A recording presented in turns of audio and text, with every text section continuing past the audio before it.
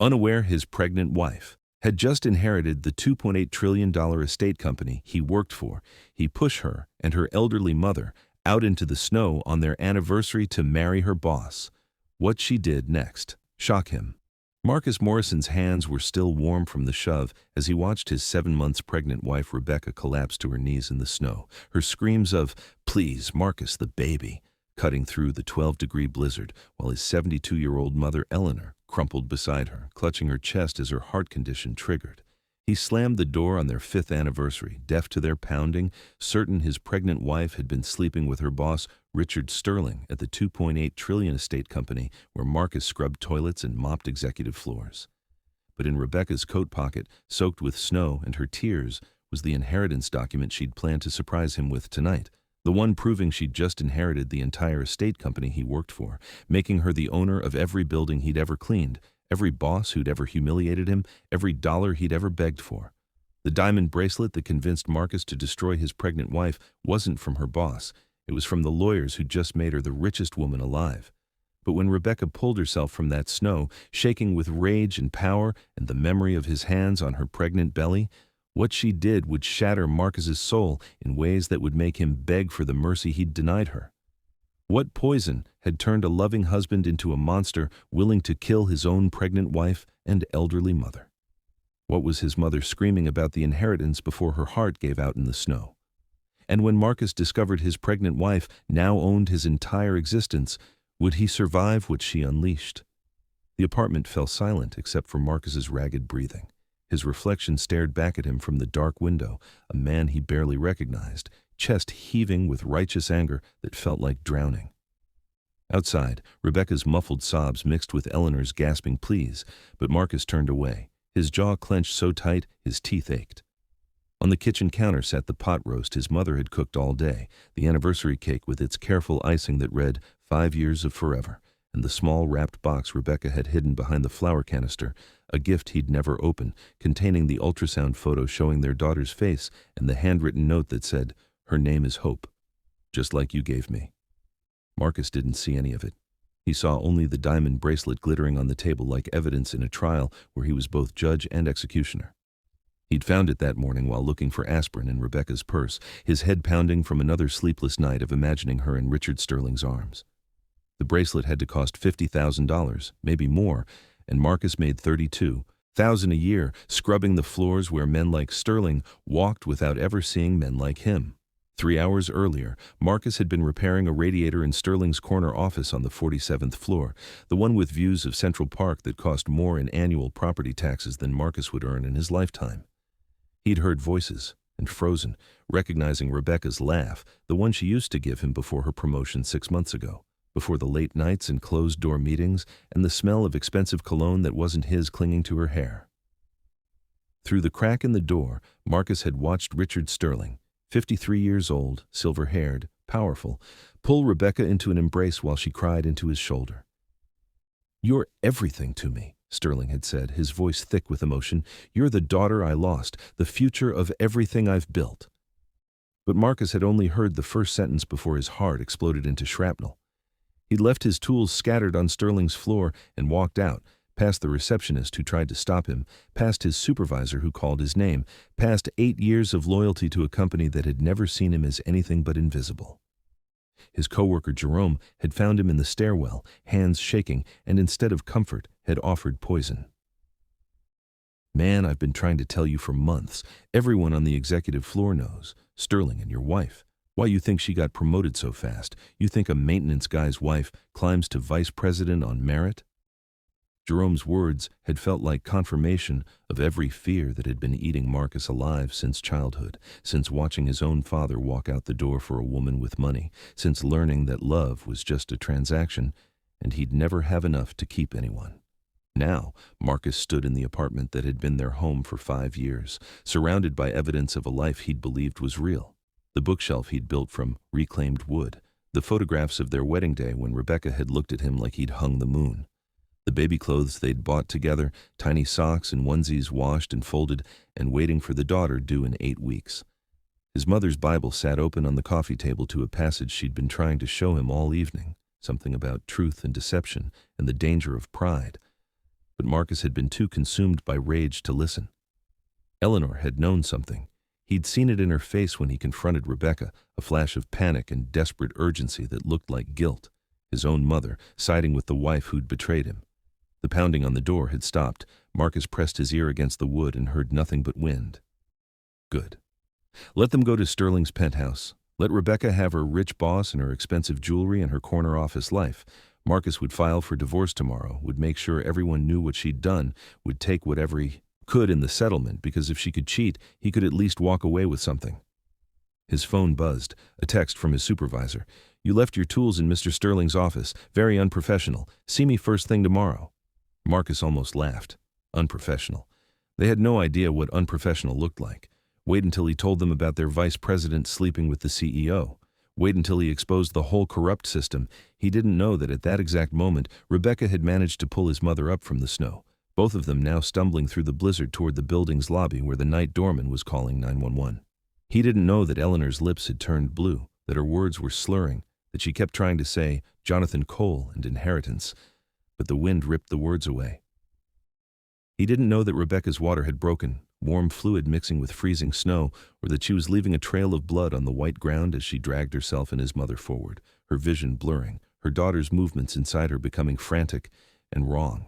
Marcus knew none of this because he was staring at the diamond bracelet, picking it up with shaking hands, examining the tiny engraving inside that he hadn't noticed before. It read, To Rebecca Cole Morrison from Chen and Associates, Estate Attorneys, welcome to your inheritance. The words made no sense. Rebecca's maiden name was Parker, not Cole. And why would estate attorneys give her a bracelet? Marcus turned it over, looking for some explanation, and found a business card tucked into the jewelry box he'd been too angry to examine properly. Michael Chen, Senior Partner Chen and Associates, R.E., Estate of Jonathan Cole, deceased. Initial consultation completed. Full transfer of assets pending signature. Total estate value, $2.8 trillion USD. Congratulations, Ms. Morrison. Your father's legacy is now yours. The card slipped from Marcus's fingers. The world tilted sideways. Outside, sirens began to wail, growing closer, and Marcus moved to the window on legs that didn't feel like his own. Down below, in the yellow glow of the building's entrance lights, he saw a cluster of people, paramedics, the doorman, and two figures on stretchers being loaded into ambulances, one of them visibly pregnant, the other elderly and terrifyingly still. Marcus's phone exploded with notifications, a company-wide email from Sterling Global Properties Board of Directors, time-stamped 11:47 p.m. It is with great emotion that we announce the passing of Jonathan Cole, founder of Cole Enterprises, parent company of Sterling Global Properties. We have also learned that Mr. Cole's previously unknown daughter, our own Vice President Rebecca Morrison, has inherited his entire estate, making her the new owner of Cole Enterprises and all subsidiary companies. Effective immediately, Ms. Morrison is now the majority shareholder and acting CEO. All staff should direct questions to the transition team. We ask for privacy for Ms. Morrison during this difficult time as she grieves her father and assumes this unexpected responsibility. Marcus read it 3 times, then 4. His brain couldn't process the words. Rebecca, inherited, $2.8 trillion owner. The phone slipped from his hand, clattering on the floor, still buzzing with incoming messages from coworkers, from his supervisor, from Jerome, whose text read, Dude, did you see? Your wife owns the company now? You're married to the richest woman in the world? Man, you're set for life. But Marcus wasn't set for anything except the image burning into his brain of Rebecca on her knees in the snow, screaming for him to stop, screaming about the baby, and him slamming the door anyway. Of his mother's face, gray and twisted with pain, her hand clutching her chest. Of the diamond bracelet that wasn't a gift from a lover, but from lawyers making Rebecca a trillionaire. Of the inheritance documents in her coat pocket, soaked with snow and tears, the surprise she'd planned for their anniversary dinner. Marcus's legs gave out. He crashed to his knees in the same spot where he'd pushed Rebecca just 20 minutes ago, and the sound that came from his throat wasn't human. It was the sound of a man realizing he'd just thrown away everything, his wife, his mother, his daughter, his future, because he'd been too poisoned by pride and fear to ask one simple question. Rebecca, where did this bracelet come from? His phone kept buzzing. Another email, this one from HR. Marcus Morrison, your employment with Sterling Global Properties has been terminated effective immediately for creating a hostile and dangerous situation involving ownership family members. Security has been notified. Do not attempt to enter any Sterling Global Properties buildings. Your final paycheck will be mailed. Marcus stared at the screen. Fired. He'd been fired from the company his wife now owned. The absurdity of it would have been funny if his hands weren't shaking so hard he could barely hold the phone. If he couldn't hear the echo of Rebecca's screams, if the last image of his mother's face wasn't scared into his mind, the way she'd looked at him with disappointment so profound it had aged her another decade in seconds. The emergency room at Mount Sinai Hospital was a cathedral of fluorescent lights and desperate prayers, and Rebecca Morrison lay on a gurney in Bay 7 with monitors screaming around her while doctors worked to stop the premature labor that Marcus's hands had triggered. Her body was still shaking from the cold, ice crystals melting in her hair, her hospital gown soaked through with snowmelt and blood and amniotic fluid that shouldn't be leaking yet, not for 8 more weeks, not until her daughter was ready. But Hope wasn't ready, and Rebecca's cervix was dilating despite the medications they were pumping into her veins, and the baby's heartbeat on the monitor kept dipping into dangerous territory that made the nurses exchange looks Rebecca had learned to read in the 30 minutes since the ambulance had screamed through red lights to get her here. In the bay next to her, separated only by a thin curtain that did nothing to muffle sound, Eleanor Morrison was coding for the second time, the crash cart's electric charge making the old woman's body jump, while a cardiologist shouted orders and Rebecca heard herself screaming, "Save her! Please save her! She's all he has left!" even though Marcus had just destroyed both of them without hesitation.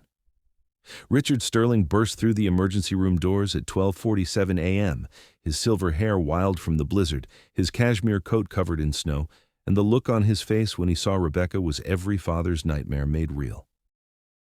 He'd been in his penthouse working on quarterly reports when the doorman had called, frantic, saying Mrs. Morrison and an elderly woman had collapsed in the lobby, saying there was blood in the snow, saying the husband had thrown them out and the night shift had it all on camera.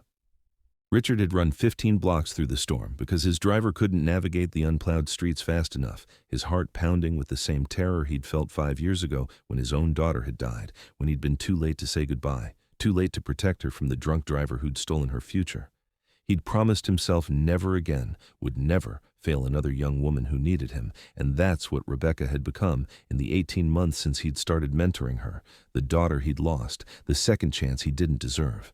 Now she was broken on a hospital bed because he hadn't protected her from a jealous husband's rage, because he'd been too careful about keeping his sexuality private, too afraid of how it would look if anyone knew how much he cared about his young protégé. "I'm here, sweetheart. I'm here," Richard whispered, taking Rebecca's hand while the doctor worked between her legs, checking dilation that was progressing too fast despite everything they were trying. Rebecca's eyes found his, and the grief there was bottomless. "He thought we were sleeping together," she said through chattering teeth. "He found the bracelet from the lawyers, and he thought, Richard, he pushed me. He pushed his mother. She's dying, and he pushed us into the snow, and I can't lose Hope. I can't lose his baby. Even after what he did, I can't." Her words dissolved into sobs that made the monitors spike and the doctor bark orders about emotional regulation and stress hormones. But Richard held her hand tighter and let her cry because he understood that some grief was too big for medical protocols. Behind the curtain, Eleanor's monitor flatlined again, and this time the silence afterward stretched longer than before, and Rebecca heard the cardiologist say, "Call it," and the nurse say, "Time of death, 12:52 a.m., and Rebecca screamed so loud that security came running, thinking someone was being murdered, not understanding that someone was, that the gentle old woman who'd baked anniversary cakes and prayed for her son's marriage had just been killed by her own child's cruelty. Marcus arrived at the hospital at 1:15 a.m., having run 12 blocks through the blizzard after the ambulances, his lungs burning from cold air and panic, his mind still trying to process the impossible truth that his wife owned everything and he'd just destroyed it all. But when he burst through the emergency room doors, wild-eyed and desperate, hospital security was waiting, because Richard Sterling had made calls, had used the power that came with being CEO of a subsidiary company owned by the woman bleeding in Bay 7, had ensured that the man who'd nearly killed that woman wouldn't get within 100 feet of her. 2 guards grabbed Marcus's arms while he fought, screaming Rebecca's name. screaming that he was her husband, that he had rights, that this was all a misunderstanding. He couldn't see past the security desk to where Rebecca lay, couldn't know that she could hear his voice and was curling into herself like his words were blows, couldn't see Richard standing like a sentinel between the waiting room and the treatment area, his face carved from stone and grief. "Your mother died 17 minutes ago," Richard said, his voice carrying across the emergency room with devastating clarity. "Heart attack triggered by exposure and stress, and your wife is in premature labor because you pushed a 7 months pregnant woman into a blizzard. So no, Marcus Morrison, you don't get to see her. You don't get to apologize. You don't get anything except the knowledge that you murdered your own mother and might murder your daughter too, all because you were too insecure to ask your wife one honest question." The security guards were dragging Marcus backwards now, his legs giving out, his screams turning into something animal and broken. But Richard wasn't finished. "She was going to tell you tonight," he said, and every person in that emergency room was listening now. Nurses and doctors and other patients' families bearing witness to a tragedy unfolding in real time. About the inheritance, about her father, about quitting her job to focus on your family. She'd planned the whole evening. She was going to make you a billionaire by breakfast, Marcus. But you chose pride over trust, and now your mother is dead, and your daughter might die too, and your wife owns the company that just fired you, owns the building you'll be evicted from, owns every single thing you ever thought made you a man." Richard's voice cracked on the last word. "And the worst part? She still loves you. Even now, after everything, she's in there crying for you while fighting to save your child. So you tell me, Marcus Morrison, was your jealousy worth it? Was your pride worth murdering your own mother and destroying the only woman who ever saw you as enough?" The guards hauled Marcus out into the snow, and the last thing he saw before the emergency room doors closed was Richard Sterling turning his back, walking away toward the woman Marcus had sworn to love and protect, the woman who now owned Marcus's entire existence and had every right to destroy him, but was instead fighting to save the daughter they'd made together. Marcus collapsed on the sidewalk outside, the blizzard burying him in white, and he understood with perfect clarity that this was his grave. Not physical death, but something worse, the death of everything he'd been and everything he'd ever have, all because he'd let poison whisper in his ear instead of trusting the woman who'd loved him when he'd had nothing at all. Rebecca Morrison gave birth to Hope Eleanor Morrison at 3:47 a.m. in an operating room that smelled like disinfectant and desperation, the baby arriving 10 weeks early at 3 pounds and 12 ounces, her lungs underdeveloped, and her cry more like a kitten's mew than the robust wail Rebecca had imagined during 9 months of dreaming. They whisked Hope away to the NICU before Rebecca could hold her, before she could count fingers and toes and whisper all the promises she'd been saving. And Rebecca lay on the surgical table with her arms empty and her heart shattered, knowing that Marcus's hands had done this, that his jealousy had stolen these crucial weeks from their daughter's development. Richard stood beside her the entire time, holding her hand through the epidural and the pushing and the terrifying moment when Hope came out silent and blue before finally gasping her way into a world that had almost killed her. When it was over and Rebecca was being wheeled to recovery, she asked the question that had been burning in her chest since the ambulances. "Is Marcus still here?" The nurse hesitated, looking to Richard for guidance, and Richard's face told Rebecca everything. "He's been outside for 4 hours. Richard said quietly. "Security won't let him in, but he won't leave. He's just sitting in the snow, Rebecca. I think he's trying to die." The words should have made Rebecca feel satisfied, should have felt like justice for what Marcus had done to her and Eleanor and Hope. But instead, they felt like another ending, another death to add to the night's brutal toll. She'd loved Marcus Morrison for 5 years, had chosen him over every wealthy suitor her secret family connections could have provided, had believed in the goodness she'd seen in his eyes when he'd defended a homeless man being thrown out of the building by security, when he'd spent his lunch breaks teaching immigrant workers English, when he'd cried at their wedding, because he couldn't believe someone like her would choose someone like him. That man was still in there somewhere beneath the jealousy and fear, and Rebecca had to decide if he was worth excavating or if some betrayals cut too deep for love to heal. She thought about Eleanor, who'd died clutching her chest and calling Marcus's name, who'd spent her last moments not cursing her son, but trying to save him from his own mistakes. She thought about Hope, fighting for every breath in an incubator, because her father's hands had pushed her into the world too soon, and she thought about the $2.8 trillion inheritance sitting in accounts she'd never asked for, power she'd never wanted, a father's guilty legacy that had somehow arrived at the exact moment to save her from the streets but couldn't save her from heartbreak. At 6:23 a.m., as dawn broke gray and cold over New York, Rebecca made her decision. She had Richard bring Marcus to her hospital room. But with conditions: security would remain outside the door, Richard would stay by her side, and Marcus would have exactly 10 minutes to explain why she shouldn't use her new power to erase him from existence.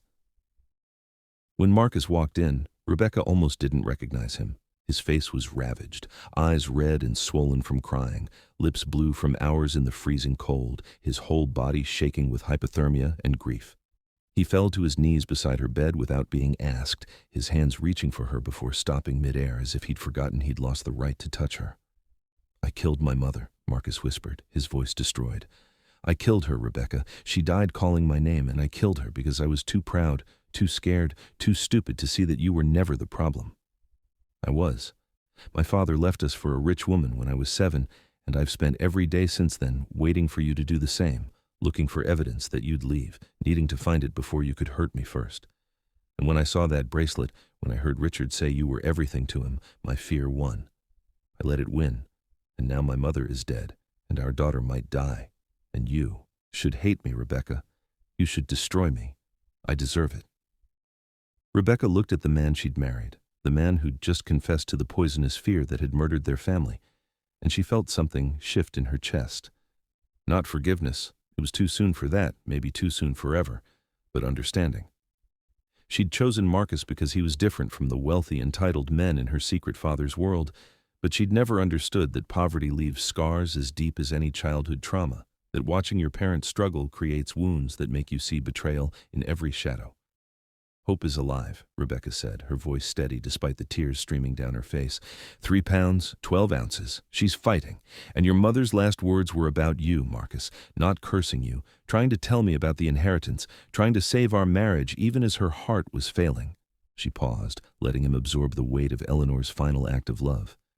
"I'm going to tell you what happens next, and you're going to accept it, because you have no choice. You're going to get therapy for your abandonment trauma.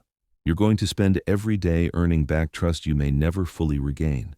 You're going to be the father Hope deserves, not the scared boy whose father left.